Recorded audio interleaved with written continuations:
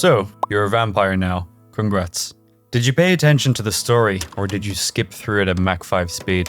Regardless of all that, I'm here to walk you through it to make sure you don't miss anything this time around. So who is Lord Zir? And who is Erys? And does it really matter? Also, at the end of the video, I'll be reviewing the story and Season 2 as a whole. Let's get started. In the heart of the Dry Steppes lies the town of Ked-Bardu. Its streets buzz with whispers of lost souls and a mysterious notice that catches your attention. Urgent. Immediate help required for generous pay. Any who can fight, visit Magistrate Oren at the office in the Street of Jackals. Inside the office, Oren speaks of a rising number of townsfolk who've vanished, fueling fear within the community's walls. He regards you with hope, speaking of a lost caravan of merchants and promising a reward for their safe return. Motivated by Oren's tale, you leave Ked-Bardu on a journey to Vasili's Reach. As you venture deeper into a cave, you eventually make your way to a vast room with a coffin in the center. A journal left carelessly on the floor speaks of lost birthrights and the power of blood. As you approach the coffin, a dread bat attacks you, marking you with a potent bite. An omnipresent voice fills the room. One bite. And now you are mine. Confused, you decide it's time to return to Ked-Bardu, to Magistrate Oren, and share your discoveries. Upon returning to Magistrate Oren's office, the absence of the magistrate is evident, but instead, in an adjoining room, a distinct figure stands out. A woman, Hunter Erys. Clad in leather, crossbow in hand, a sudden wave of blood reavers swarm the office. With swift movements, the two of you fend off the attackers, and as the dust settles, Erys provides insight into the ongoing treachery. Magistrate Oren, it seems, is not who he appears to be. Scattered documents and journals hint at his malevolent intent. One such journal, near the fountain, reveals Oren's sinister glee, his plans to offer you, the Wanderer, to the Tomb of Hallows, hoping to please an enigmatic master. Additional notes suggest Oren's wicked game has ensnared many, a druid, 2 barbarians, and even a sorcerer. So the magistrate has been sending many adventurers to this cave you went to only to have them corrupted by the vampiric affliction, and then turned into bloodseekers. You also find a parchment that hints about the skull of a powerful vampire that was reduced to just the skull, refusing to die. This skull might come back later on. The fountain holds fresh human blood, evidence of countless victims. Erys, scrutinizing the documents and the environment, deduces the next move, tracking down the deceitful magistrate. Erys then turns her attention to you, particularly to the bite on your neck. The transformation into a fully fledged vampire is inevitable, isn't it? However, an uneasy alliance forms between you. With shared objectives, the two of you set out on a mission to find the magistrate. The Tomb of Hallows looms ahead. Once you get to the tomb, you both look for signs of Magistrate Oren. Deeper in the tomb, you'll find the magistrate, eventually, surrounded by vampires, pleading for his life. The magistrate's desperate pleas fill the air of the tomb as you witness his life brutally taken by the vampires. After dispatching these foes, Erys, voicing her concerns about the now complicated situation, suggests a thorough investigation of the tomb for any traces of the vampire leader's intent. She promptly departs for Ked-Bardu to meet with her contacts, leaving you to the tomb's mysteries. In the eerie silence, a mysterious voice resounds once more. It's good to be alone. You have much to see. Drawn by the voice, you venture deeper into the tomb's abyss. Child of the eternal conflict, waiting for the victor to claim them as servant. Answer me something. Have you ever felt like you were born with a noose around your neck, tied by your mother and father? Enslaved by demons, threatened by angels. How do you fight the infinite when you are finite? grand chamber unveils itself, dominated by another grotesque blood fountain. Suddenly, a blood-tinged apparition materializes, Lord Zir. He scrutinizes you with interest, recognizing an anomaly in your blood that deviates from his expectations. Despite the revelation, Lord Zir dispatches a horde of vampires against you, and after a battle, you stand triumphant once again. This is a good moment to pause and to talk about two things. First, who are the Ancients? And two, what does Lord Zir mean by blood like no other? So you might already know who the Ancients are if you've watched my other lore videos. They are the first Nephilim, the first creations of Lilith and Erys, back when they created Sanctuary. Now, we know for a fact that they weren't alone in creating Nephilim, the children of demons and angels. So this means that Zir could be the firstborn of any joining between angel and demon. Regardless, Zir has been around for centuries. You can find a reference to the Ancients in the ability, Call of the Ancients, that barbarians can use. The ability sees you call upon the strength of the first Nephilim to help you fight. We also get to know a little about Zir through the cosmetic shop, funnily. That's right, if you've ever had a look in there, you might have gathered that some nuggets of lore are sometimes attached to cosmetics. That's the case for the Coven of the Blood Saint Necromancer cosmetic set, which reads, "In the days of the ancients, Zir gathered his kinsmen and made an offer of power. We were born with eternal blood, yet not enough to preserve us. To claim eternity, we must claim the blood of our brethren." This implies that back in the days of the ancients, he gathered his friends and told them to drink as much ancient blood as they could, eventually transforming them into the first vampires. You could also read this as him discovering the vampiric curse and using it to his advantage. Whether he's the first or not of the vampires is up for discussion. Another item in the shop that mentions Zir is the Veins of the Blood Saint, another necromancer cosmetic sets. They really get the best cosmetic sets, don't they? This one reads as follows. Ultimately, Zir was defeated by the angels and demons, forced underground to sleep in darkness while his followers wandered above. Hated, hunted, cursed. This tells us about the defeat of Lord Zir by the angels and demons we talked about. It seems he got along with no one back then.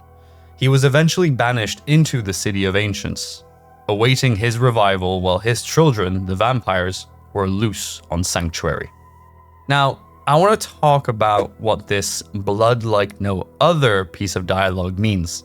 My assumption at this point is that when we, the protagonist of the Diablo 4 story, were fed the blood petals of Lilith back in the prologue of Diablo 4, it intrinsically changed the makeup of our blood, our DNA, and we became part of Lilith, and vice versa, I guess, which could lead us to being resistant to the vampire curse. So at this point in the story, we know that an ancient vampire named Lord Zir is trying to build an army of what he calls Bloodseekers. These are barbarians, druids, and other heroes that are corrupted by the vampire curse. By creating this army, he hopes to ascend once more to Sanctuary, and to do this, he needs blood. How original. Anyway, back to the story. Upon your return to Kedbardu, you reunite with Erys in the Magistrate's office. Here you share your encounter with Lord Zir, revealing him as an ancient and discuss the possibility of utilizing your resistance against him. The mysteries surrounding the vampiric curse point you both to the swamps of Hawazar, and specifically a mausoleum. Your hopes lie in finding an ancient skull and undertaking a ritual using potent blood. Potent blood is the name of the Bloodseekers, the blood of powerful heroes corrupted by the vampiric curse. Battling through the treacherous mausoleum, you locate the desired skull nestled within an old coffin. The subsequent task requires you to confront Bloodseekers, collecting their potent essence. By the way, if you haven't made the connection yet, this is the vampire mentioned in the parchment you found at the start of your adventures in Kedbardu. Remember the skull? With the necessary ingredients in hand, the ritual commences in Kedbardu, bringing the skull to life. It identifies Lord Zir as a traitor to the other ancients and the reason for its tormented state. Of course, we now know that Zir asked all his friends, the other ancients, to feed on the blood of more ancients. So this is possibly the traitor part. So to assist in your mission, the skull creates a blood portal leading to the city of ancients. Within this city, an impenetrable veiled gate challenges your progression.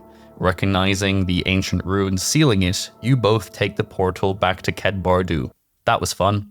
Back in Ked Bardu, the ancient skull advises that confronting the Bloodseekers and weakening Zir's forces is essential to face Lord Zir. This, however, presents a moral dilemma.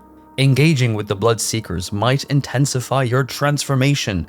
Erys, understanding the risks, provides information on their whereabouts, but she remains apprehensive about the consequences of your well-being. Why don't we talk about Erys? Unfortunately, the story doesn't tell us much about who she is, or where she comes from. The only information we have are the clues in the magistrate's office where she has set up a base of operations.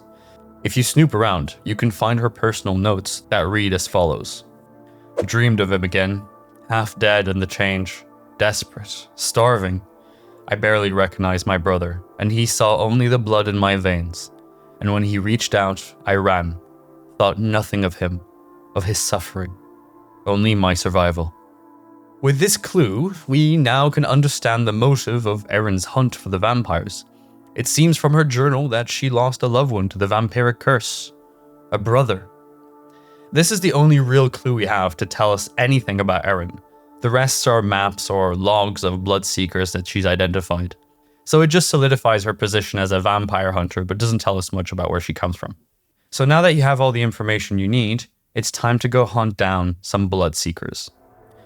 You'll go through Sanctuary, killing the Bloodseekers one by one, and upon completing the task of hunting down each and every one of them, your return to Ked Bardu introduces an unforeseen twist. The ancient skull informs you of Erys' venture into Kiovashad in search of potential allies from the Cathedral of Light. Hastily, you follow her trail. The town is in chaos, with terror-stricken villagers clashing with the Knights of the Cathedral of Light. As the vampire menace continues to lurk in the shadows, the very institution expected to offer solace fails its people, causing a rift. Your reunion with Erys reveals her attempt to forge an alliance with the cathedral, but to no avail.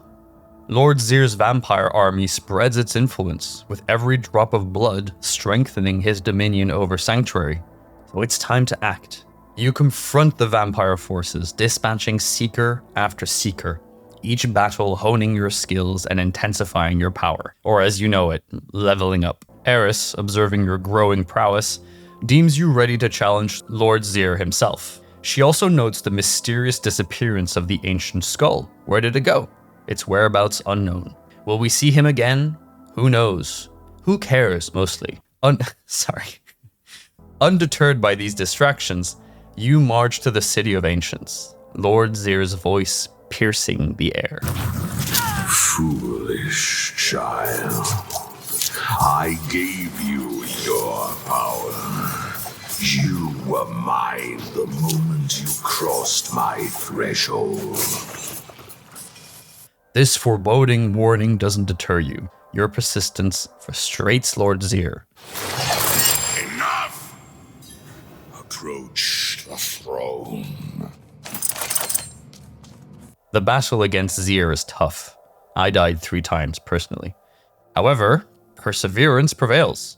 You manage to vanquish the vampire lord, halting his aspirations and bringing respite to Sanctuary for now. And this marks the end of the story of the Season of Blood. When you return to Ked Bardu, Erin mentions going to finish off the last vampires remaining, but that's about it. Now, it's time for me to vent a little. Let me be clear. In my opinion, and mine alone, the story could have been a lot better. We didn't get a chance to understand Erin, her motivations or her origins. Same goes for Zir, really. It's a wasted opportunity. The story focuses too much on something that has absolutely zero stakes. You transforming into a vampire. The vampire curse taking over your body and making you into a bloodseeker. Now, when you play the game, you know that this is never going to happen. So why did Erin have to have the fear of God in her about this transformation? It would have made much more sense if that was an actual risk, but it isn't. Hence, no stakes. Now, it's easy to poop on a story without giving any critical feedback, so I want to do my best here. Give me more emotion. Give me more story. Give me something I can relate to somewhat. We know through reading a bloody item description that Erin lost someone close to her to the vampiric curse. This person, her brother, should have been a mini boss of some kind. When we were sent to kill the Bloodseekers, surprise, one of them is Erin's brother or whatever. Erin freezes, completely unable to deal with the fact that her loved one is a husk of who they used to be. That would have been somewhat fun and wouldn't have strayed so far away from the story.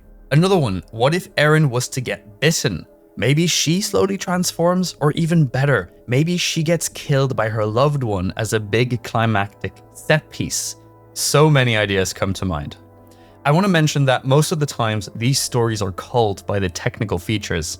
It's possible they had to tone the story down because of the lack of locations, bosses, enemies, whatever. Maybe they just had to shoehorn something in, which is a shame. So yeah, I've decided to start a lore tier list for every season and DLC of Diablo 4 going forward, and here it is in all its glory. Did I get it right? You tell me in the comments. Other than that, Season 2 is fantastic.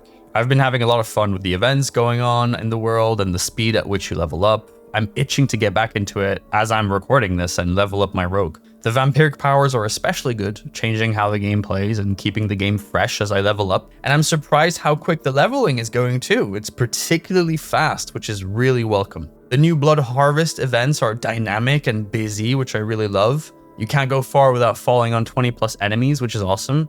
There's so many opportunities for destruction, which is exactly why I play these games. And the story, of course. All the changes and new features are A+. Good job, Blizzard. Good job, team. Now give us more story. For the 12 of us who care, thank you. If you haven't seen it yet, go watch my video recapping the lore of Diablo, or go watch my video about the story of Season of the Malignant, which has disappeared into the ether now. That's enough for me today. Thanks so much for hanging out, and I'll see you very soon.